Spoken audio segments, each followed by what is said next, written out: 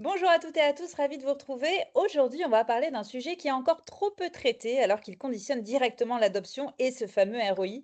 Il s'agit de l'expérience utilisateur. Parce qu'on investit beaucoup dans la data, on lance des projets ambitieux, mais trop souvent, eh bien, les usages ne suivent pas. Et si la clé, c'était de penser la data comme un produit, avec de vrais utilisateurs, et donc une UX pensée pour s'intégrer dans le quotidien des métiers. Pour en parler, j'ai le plaisir d'accueillir Christophe Vaudable, VP Data chez Accor. Salut Christophe, Salut Florence, ça va? ça va et toi? Yes, contente d'être avec toi aujourd'hui, on va en profiter. Allez, on y va direct. Tu dis souvent que près de 50% des projets data, ils sont jamais utilisés ou qui restent au stade du POC. Qu'est-ce que ça dit selon toi de notre façon de faire de la data aujourd'hui? Alors, je pense que dans beaucoup d'organisations, on a encore une data qui est pensée par et pour les équipes data, donc avec une approche assez technologique. Et on a une tendance à empiler des outils, des dashboards, des solutions euh, qui deviennent finalement des applications en plus sans réel ancrage dans le quotidien métier. Euh, on a un succès qui est quand même encore beaucoup trop souvent mesuré à la livraison technique et pas assez à l'usage réel ou à l'adoption. Donc en 2 mots, on investit énormément, mais on peine à démontrer un ROI qui est très tangible. Ouais. Alors, il va falloir changer de paradigme, passer d'une logique data à une logique produit, comme je disais dans l'introduction.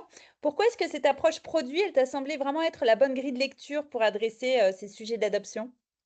Ce que j'aime bien dans cette approche, c'est que dès qu'on parle produit, on parle automatiquement utilisateur et expérience. Ça, c'est quelque chose qui est fondamental. Ça, c'est ton Un mot, pro l'expérience utilisateur, hein. c'est mon mot, hein, un produit, il existe que s'il est utilisé. Mm. Il y a pas d'autres critères de succès et donc ça nous oblige à nous poser pas mal de questions simples, mais finalement fondamentales. À qui est-ce qu'on s'adresse? Quels problèmes concrets on cherche à résoudre? Et à quel moment du process métier on intervient?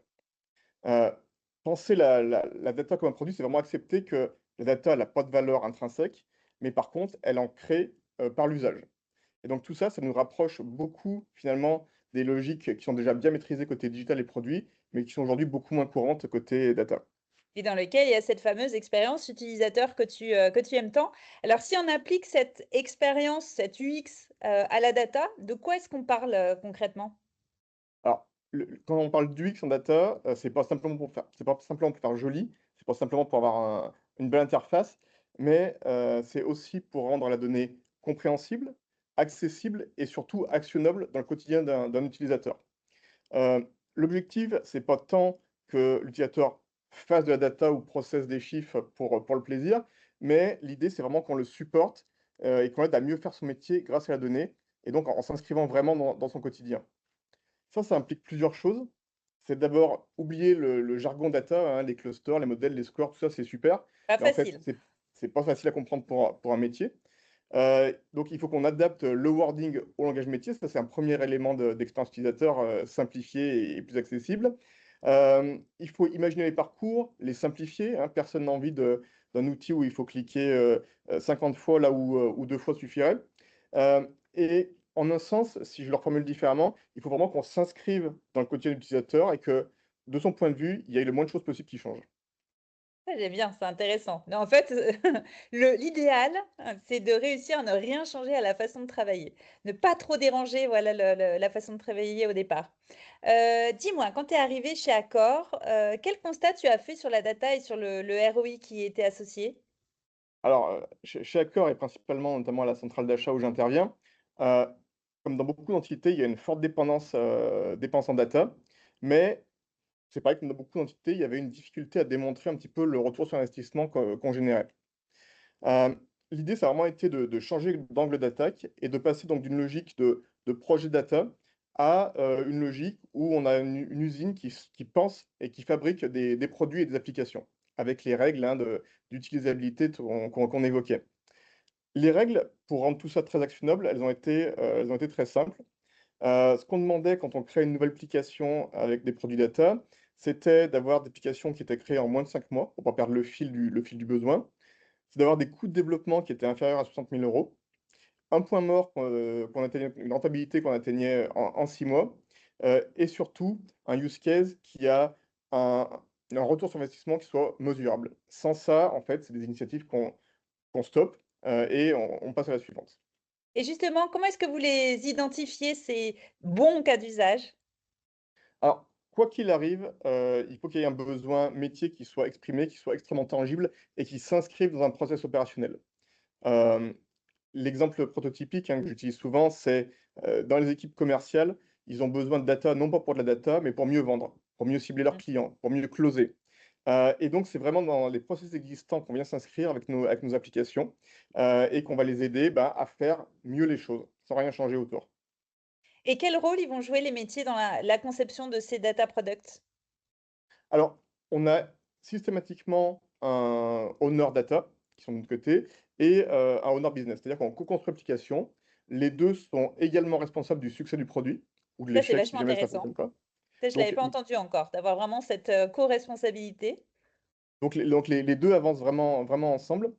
Hem Et en bout de course, et on parlait d'accessibilité tout à l'heure, on peut avoir un designer qui vient pour travailler les interfaces, pour fluidifier l'expérience ou pour encore simplifier, l'accessibilité de l'outil. Donc c'est vraiment quelque chose qui se joue sur 2 tableaux, un co-ownership, en matière de construction et une simplification à l'extrême de la partie interfaçage.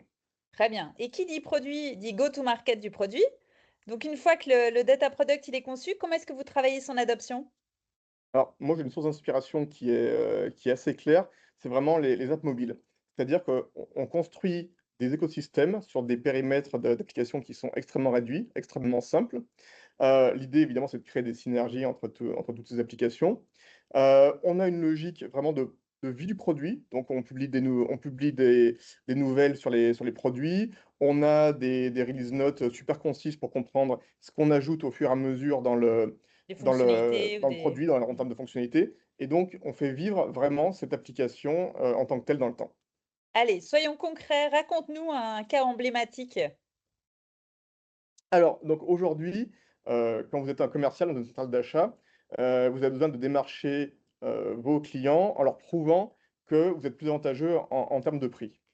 Pour faire ça, ce qui se passe, systématiquement, c'est que vos clients vous envoient des jeux de factures et vous demandent de prouver sur des factures types que vous êtes moins cher que les fournisseurs par lesquels ils passent en ce moment. Ça, c'est une tâche, pardon, qui est extrêmement chronophage. Oui, Une facture avec 100 ou 150 lignes, ça peut prendre entre 3 et 4 heures de travail par document, mmh, et ils en reçoivent des dizaines par an. Et donc pour te donner un ordre de grandeur, hein, on avait estimé que c'était un type de tâche qui consommait jusqu'à 10 000 heures de travail par an, pour un commercial.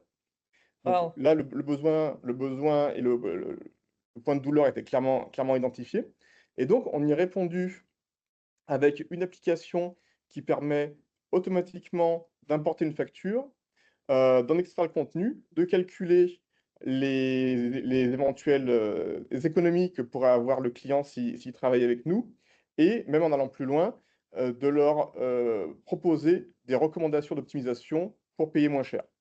Et à la génial. fin, tu as sur un écran finalement, le montant d'économie que le client va pouvoir réaliser quand il va travailler avec nous. Et un montant d'économie, voilà, pour le client, mais aussi un temps gagné de fou, non, pour les équipes? Et aussi un temps gagné de fou, hein, puisque, on parle de entre 10 et 15 000 heures économisées par an. Donc, je te laisse faire le Génial. calcul de ce que ça rapporte. Ouais, génial. Et il y a même une suite qui est imaginée, une V2? Alors, il y a une V2, hein, donc aujourd'hui, on a beaucoup de clients. Évidemment, les équipes commerciales traitent en priorité, les plus gros, et donc demain, l'idée, c'est qu'on arrive à avoir cette application vraiment en self-care sur le web pour que chaque client puisse faire ses simulations et constater, en bossant différemment, il pourrait économiser.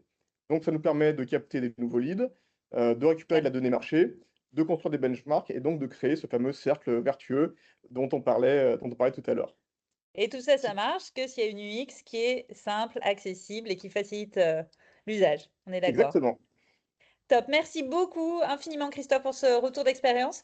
Il est intéressant, je trouve, parce qu'il montre clairement que la valeur de la data, ben, ne se joue pas dans la techno. On n'a pas parlé du tout de techno, mais vraiment dans l'usage. Voilà, penser la data comme un produit, travailler l'UX, parler le langage des métiers, organiser le feedback. Tout ça, c'est avant tout des enjeux d'acculturation, de pédagogie, de communication, bien au-delà des sujets techniques, on est d'accord. Et truc de fou, c'est évidemment là que se situe l'expertise de Datalogy. Nous, on ne fait pas de la tech. Ce qu'on sait faire, c'est aider les organisations à rendre la data intelligible, désirable, adopter et voilà, créer les conditions pour que les projets data ils s'ancrent durablement dans le quotidien des collaborateurs. On est l'agence qui booste l'adoption des enjeux data et IA. Merci beaucoup pour cet échange, Christophe, et à très bientôt pour un nouveau retour d'expérience. À bientôt. Florence, à bientôt.